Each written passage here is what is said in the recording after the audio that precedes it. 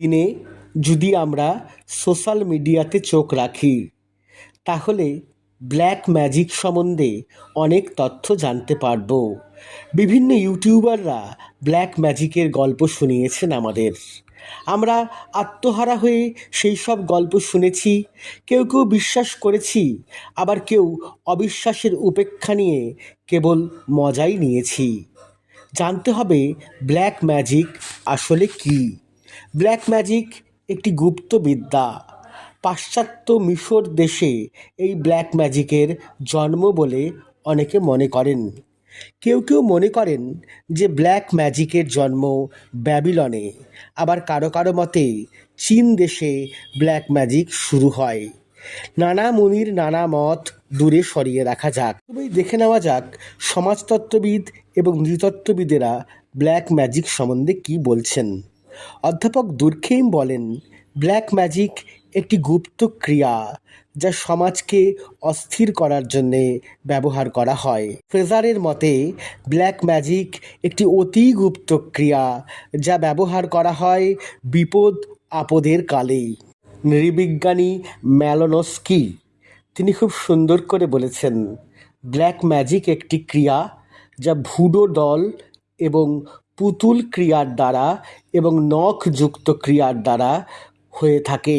তিনি আরও বলেছেন, আফ্রিকার আদিবাসীরা এই ব্ল্যাক ম্যাজিক ব্যবহার করতেন। মনে করেন আদিবাসী ক্রিয়ার দ্বারা এই ব্ল্যাক ম্যাজিক হয়ে থাকে। ভারতের লোধা, শবর, সাঁওতাল উপজাতিদের যে প্রাচীন ক্রিয়া সেইগুলি ব্ল্যাক ম্যাজিক নামে খ্যাত। এখন প্রশ্ন হচ্ছে, ব্ল্যাক ম্যাজিক আর তন্ত্রবিদ্যা কি এক?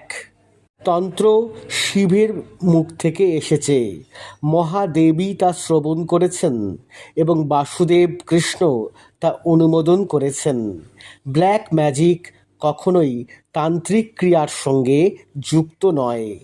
তন্ত্রে একটি বিশেষ ক্রিয়া আছে, এগুলিকে অভিচার ক্রিয়া বলে, যেমন মারণ, উচাটন, বশীকরণ, স্তম্ভন ইত্যাদিকে অনেকে ব্ল্যাক ম্যাজিক বলে থাকেন, কিন্তু এইগুলি ব্ল্যাক ম্যাজিক নয়।